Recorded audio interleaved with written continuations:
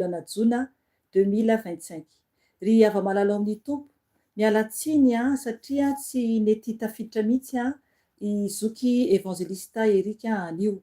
Zany hoe naroso mantsy ny fotoanan'io zany noho ny amin'ny antony avy amiko zany dia natomboka zany tamin'ny 5 ora aty Eropa zany dia amin'ny 4 ora hariva zany any Madagasikara.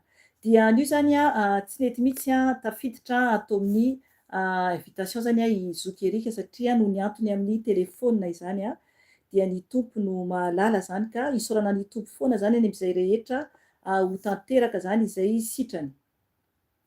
Ry havana, manasa anao aloha za koa hiary vavaka amiko. Zay zany ataontsika anio hiary vavaka zany tsika aloha anio dia hisaotra ny tompo zany dia rehefa avy eo tonga dia hitondra tenin'Andriamanitra ahako. Dia aoriana zany dia hivavaka tsika mananantsika ny fotoana. Miala tsiny satria araky nambarako teo ny fanahy masina zany no mandama ny programa.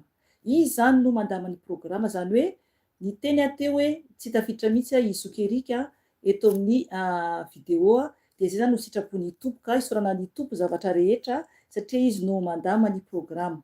Manasa anao zay hiary vavaka amiko alohany tondrantsika tenin'Andriamanitra zany ampaherezako anao dia ampaherezako ihany koa. Hiary hivavaka isika tompoko. Jesosy tompo misaotra mankalaza anao. Mideranao Jesosy satria anao no Andriamanitra lehibe indrindra.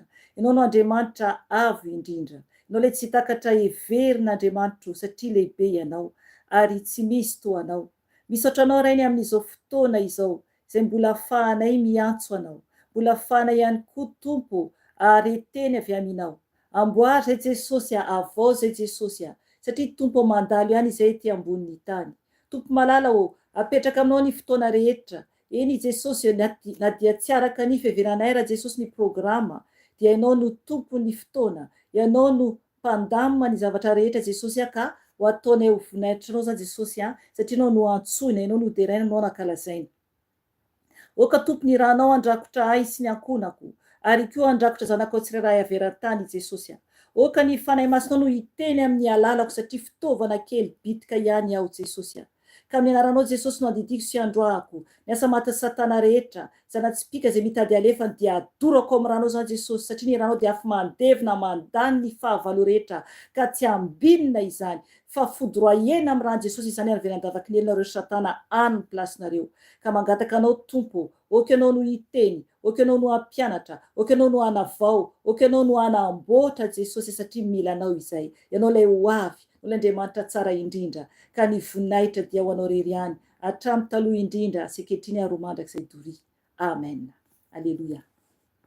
Dia ava-malala amin'ny tompo. Anio zany ny fotoana araka nambarako teo dia niova izany satria tsy afaka miaraka vavaka amintsika eto izoky Erika zany anio satria no ny antony amin'ny telefôna na koa ny amin'ny YouTube ihany satria indraindray zareo zany manakana koa indraindray asa atao amin'ny YouTube arakaraka ny zareo izay mitantana ao sy zareo miandraikitra an'io zany zareo no malala, ny tompo ihany koa no malala. Dia anio zany tsika zany dia vita zany vavaka teo fidiran'Andriamanitra dia andray tenin'Andriamanitra tsika anio. Ny tenin'Andriamanitra izay hoentiko anio zany henoko zany ny fanahy masina teny taminahako tamin'izaho vao nikarakara zany tato trano zany dia Maria hoe Sakeriba. Zay zany ny henoko hoe miteny zany ny tompo hoe Sakeriba. Sakeriba zany nambaran'ny fanahy masina. Ry havana io tenin'Andriamanitra io dia ao amin'ny bokin'ny Isaia toko fa 4:30 ka hatrany amin'ny hatrany amin'ny toko zany fa 7:30 izy io. Lavalava io tantara io fa tsy ho vakiko manontolo le izy fa azavaiko fohy zany ilay tiany tompo ampafantarina antsika zany tena hoe hiambena antsika izany. Io Sakeriba io dia mpanjaka ratsy fanahy izy io tamin'ny teo aloha zany izy zany nanjaka tany amin'ny tany Asiria zany dia tena mpanjaka ratsy fanahy mihitsy zany izy io dia io zany no hoentintsika an'io zany. Io zany hoentintsika an'io mba hatsapahantsika hoe ahoana moa no tokony ho toetrantsika ao anatren'Andriamanitra. So isika dia manana toetra mitovy amin'io mpanjakany Asiria io zany hoe efa taloha efa elabe zany io tantara io ka eto zany dia mampitandrina antsika zany ny fanahy masina ny amin'ny toetrantsika zany. io mpanjaka io dia tena hoe mpanjaka tia mizaozao be izy io. Ry havana, mila mitandrina isika, mila mitandrina isika. Tena tia frehariana be zany io mpanjaka io. Ka raha vao misy toetra isika hoe tia frehariana, tia fizazahoana, dia efa mila mitandrina zay isika, satria tsy toetra ny tompo izany, tsy toetra ny tompo izany. Io mpanjaka io dia andeha hanafika any Jerosalema zany izy. I Ezekia no Ezekia no mpanjaka zany tao Jerosalema zany tamin'izany fotoana izany. Nisy tanàna maro zany efa azon'ilay mpanjakany Asiria io zany talohany izy andeha hanafika koa ny Jerosalema. Ry havana, mpanompo sampy izy io. Araka teneko hoe tsy ovakiko manoto satria lava be, oka anao ny hamaky ny ten'Andriamanitra. Am'izay fantatrao tsara ny tantara. Raha isinoto mihitsy hoe Isaia 4:30 dia Isaia koa 7:30. Amaky isika rehefa avy eo misy oraisintsika hovakiana zany momba ny amin'ny hiafarany. Alleloia. Momba ny amin'ny hiafarany zany io mpanjaka ratsy fanahy io. Ry havana, eto iaho nambarako teo dia manambara zany fa io mpanjaka io dia andeha hanafika ny Jerosalema. Tiany zany ho azo zany tanàna maro zany. Nefany i Ezekia dia mpivavaka manaraka an'Andriamanitra. Alleluia, alleluia.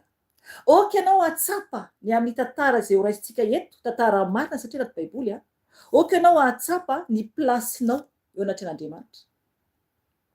Ahoana ny plasy ny fiainanao amin'ny ara-pananao sy ny amin'ny ara-nofonao eo anatren'Andriamanitra. Ry havana, mila isika tena mahatsapa ny plasy misy antsika. Rehefa arisaina isika olombelona dia mahafantatra tsara ny momba antsika tsiraray avy, hoe mety ny ataoko na tsy mety ny ataoko. Eto zany ilay mpanjaka io Sakeriba io dia tena ratsy fanahy. I Ezekia dia mpanjaka tsara fanahy. Ezekia dia mpanjaka tsara fanahy. Izy zany no mpanjakany Jerosalema. Dia nandefa zany ny lohany, zany hoe olona mpitarika miaramila zany ilay Sakeriba io, andeha hanafatra zany any amin'ny mpanjakany Jerosalema fa hoe ho avy zany hanafika. Ry havana, fiteny maloto mihitsy no fitenin'ilay iraka izay nalefany ilay mpanjakany Asiria io. Zany hoe tonga dia fantatsika tsara fa faratsiam-panahy no anatin'ilay mpanjaka ary koa zany ny miaramilany. Ry havana, rehefa miaraka amina olona isika, miaraka hoe mifandray be amina olona tsy mety eo anatren'Andriamanitra, dia indraindray lasa manaraka koa ny toetran'olona toy izany. Mila mitandrina isika tompoko. Mila mitandrina isika ny amin'ny fitondram-piainantsika eo anatren'Andriamanitra. Na tena manaraka an'Andriamanitra isika na manaraka olona amin'ny fombafomba ratsy rehetra. Eto ilay mpitondra ny miaramilan'ilay mpanjakany Asiria dia ny anarany dia atao hoe Rabsake. Olona ratsy fanahy be izy io. Dia tena hoe miteny zavatra maloto mihitsy izy anaratsiny an'ireo olona ao Jerosalema izany. Ry havana, io mpanjakany Asiria io dia te hifanandrina amin'Andriamanitra. Mila mitandrina isika tompoko, mila mitandrina isika. Oka isika tena hitandrina mafy mihitsy amin'ny fitondram-piainantsika. Tokony tsy handidididy isika ny amin'ny tenantsika na fiainantsika, fa tokony hipetrakantsika anatren'Andriamanitra ny fiainantsika. Io mpanjakany Asiria io dia tena te hifanandrina amin'Andriamanitra. Izy mieritreritra hoe tsy manao ratsy izy miteny zavatra maro be, nefa tena hoe zavatra ratsy mihitsy no ambary ary hitan'Andriamanitra izany. Andriamanitra tsy mamela fotsiny amin'izao ny amin'ny izay olona manao ratsy na miteny ratsy azy. Mila mitandrina isika tompoko. Rehefa tsy mankatoa an'Andriamanitra isika, rehefa manivaiva an'Andriamanitra isika, dia fahafatesana no farany. Fahafatesana no farany satria Andriamanitra tena mana faharetana maharitra be Andriamanitra. Mana faharetana lehibe mihitsy ny tompo Andriamanitra. Antaony hoe hovakintsika ny ao amin'ny 7:30. Io no hovakintsika io. Isaia 7:30 hovakintsika ny ao amin'ny 9 ka hatramin'ny 9 ka hatramin'ny 12.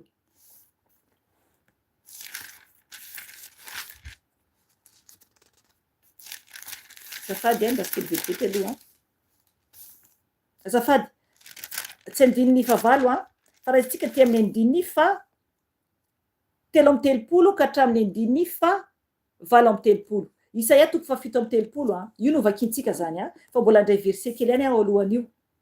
Rehefa avy eo zany ndray verset amin'ny amin'ny verset eto zany dia vakintsika zany andininy fa 3:30 ka hatramin'ny andininy fa 8:30 ao Isaia 7:30 io. Tonga de ny hafarany Sakeriba zany no ho ambarako eto. Hoy ny tenin'ny Tompo vakiko amin'ny anarany. Ny titre dia hoe ny niafarany Sakeriba. Zay zany no titre eto. Vakiko ny teny amin'ny anarany Jesosy Tompo. Noho izany dia izao no lazain'ny Tompo ny amin'ny mpanjakany Asiria. Tsy ho tafiditra amin'ny ity tanàna ity izy, na andefa zana-tsipika ho ato, na hitondra apinga eo anoloany, na anandratra tovotany amelezany azy. Ny lalana izay niaviany ihany no iverenany, fa tsy ho tafiditra amin'ity tanàna ity izy, hoy ny Tompo. Fa hiaro ity tanàna ity aho ka amonjy azy, noho ny amin'ny tenako sy Davida mpanompoko. Dia avy lay anjelin'ny Tompo ka namely olona 5,000 sy 100 hetsy tao amin'ny tobiny Asirianina. Ary noho ny foa vao maraina ny olona dia hita fa indreo efa maty avokoa ireo. Dia niainga i Sakeriba, mpanjakany Asiria, ka lasa nody, ary nitoetra tany Ninive, ary raha niankohaka tao an-tranony nisoroka andriamanina izy, dia nokapainy Adrameleka sy Sarezera zanany lay tamin'ny sabatra. Dia afaka nandositra ho any amin'ny tany Ararata izy mirahalahy, ary i Sera Adona zanalay no nanjaka nandiby azy. Amen. Hitanareo zany. Eto zany manambara fa Andriamanitra niditra an-tsehatra. Niditra an-tsehatra Andriamanitra namono an'ireo miaramila any Sakeriba. Amen. Ry havana, rehefa mangataka amin'ny Tompo isika mivavaka amin'Andriamanitra, rehefa tsy vitantsika tsony ny ady atrehantsika, dia izy no miditra an-tsehatra. Isika tsy mamaly ratsy ny olona, mila mitandrina isika tompoko, fa Andriamanitra no mamaly. Jerefa Ezekia azafady Ezekia ao amin'ny toko 7:30 2:7 dia nivavaka tamin'Andriamanitra izy. Napetrany teo anatrehan'ny Tompo zany ny teny ilay taratasy izay azony. Andao nefa vakitsika 7:30 hoe hoy ny tenin'ny Tompo vakiko amin'ny anaran'i Jesosy Tompo. Dia noraisiny Ezekia tamin'ny tanany iraka ny taratasy ka novakiny, dia niakatra nakao amin'ny tranon'ny Tompo izy ka namelatra izany teo anatrehan'ny Tompo. Ary nivavaka tamin'ny Tompo i Ezekia hoe, ry Andriamanitra Tompo izao rehetra izao, Andriamanitry n'Israely izay mipetraka amin'ny kerobima, ianao dia ianao ihany no Andriamanitra. Ny fanjakana rehetra ambonin'ny tany, ianao no nanao ny lanitra sy ny tany.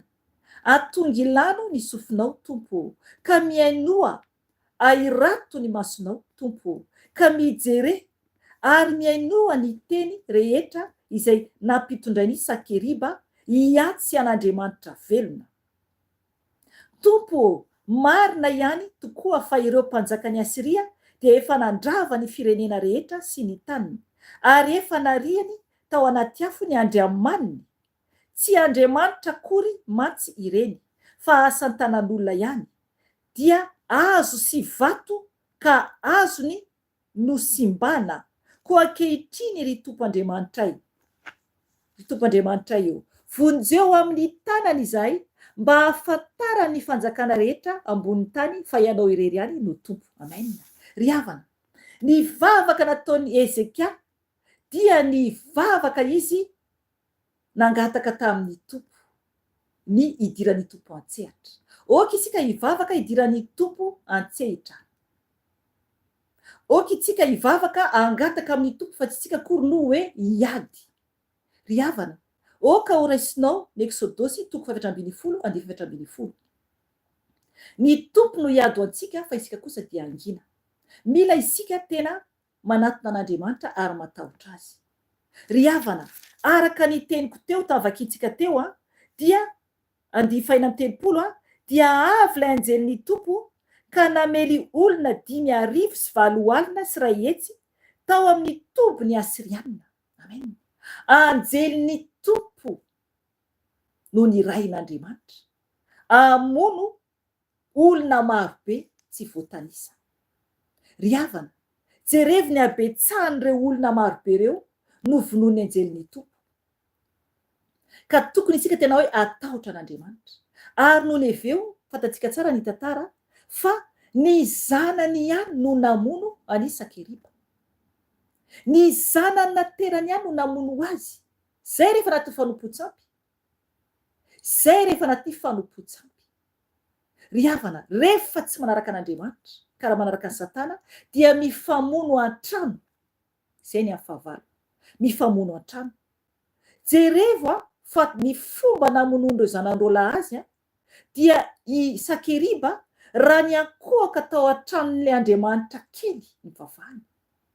Ny ankohaka tao an-tranon'ilay ny soraka, zay ny anaran'ny Andriamanitra kely ny vavahany. Dia notapahin'ireo zanany tamin'ny sabatra izy. Zava-doza izany. Zava-doza izany.